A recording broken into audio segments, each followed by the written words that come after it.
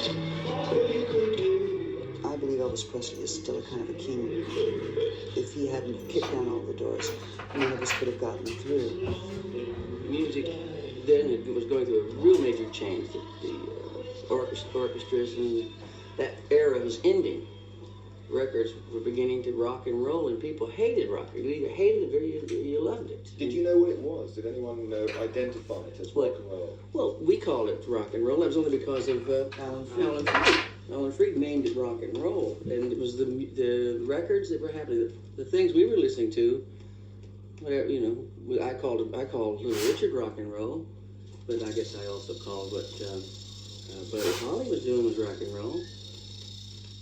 Basic music that I grew up with and lived all my life will always be with me. But I didn't think because I would settle down and get married and have a house in the suburbs that I would quit liking that music.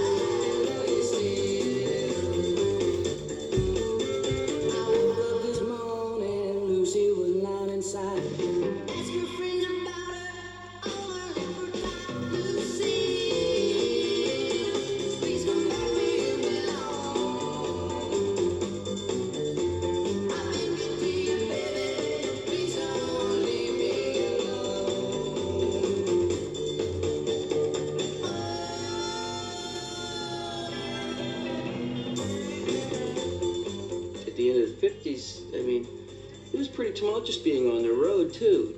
The big package tours that we would get on was, you had 15 to 20 acts, and you were playing to 100,000 people a night in these big Coliseum stadiums doing 3 songs, and then pandemonium. Now nobody could hear nothing. Everyone was screaming and yelling from the time it started to the time it ended.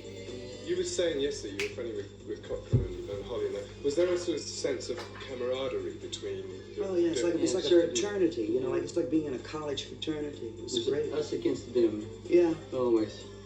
Very few of those rock and roll people from our lives, in fact, there's none that I can think of that ever wound up any control over anything they did. It wound up that a publishing company had control of what was being released, and we disagreed with that entirely. And anybody to this day in the States of Venice, if your publishing company controls your releases, they're going to want their songs to be released.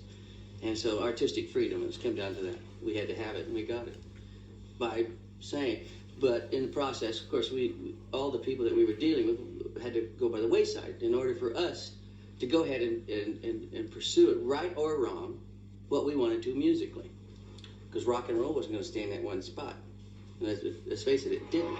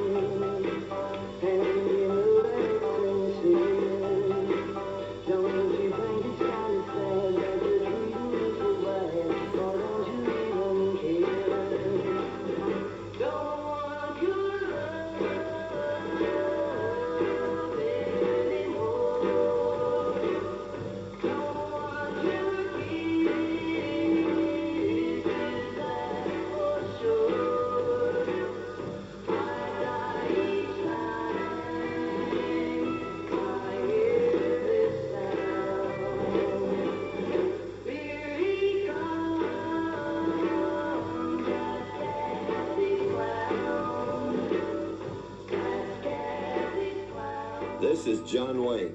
white cap and gloves, blue tunic and white belt, light blue trousers with a red stripe. This is the bold dress blue uniform of the United States Marine.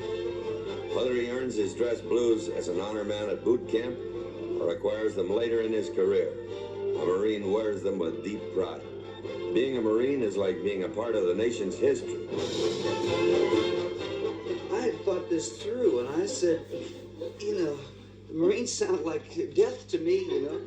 And Donald had said, yeah, but, and he did say this. He said, yeah, but you know, they got those, he said shiny helmets too, which I never saw a shiny helmet in the time, you know.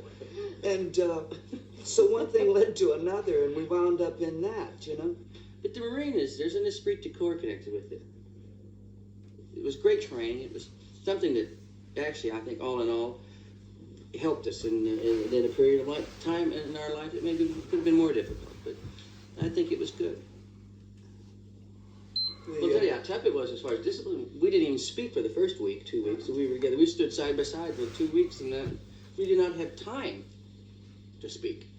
And once you get through that, and everybody that gets through it is proud to put that uniform on from then on.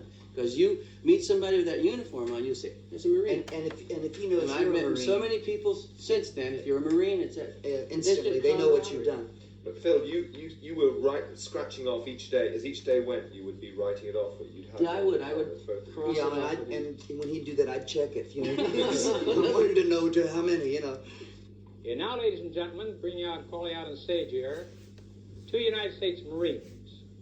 The Everly brothers have just finished their boot training out on the coast. So let's have a wonderfully warm welcome for them, will you? The Everly brothers. Glad to have you back. The street is beautiful. Congratulations. Yesterday, brother on Bonnet, I saw Bob Brevia. Sing a number That for you, Cameron Glenn. the people who do what crowd put our legacy or say. Bro, if you look at history, right, it's very interesting because, like, the way we are currently living, but a month will be a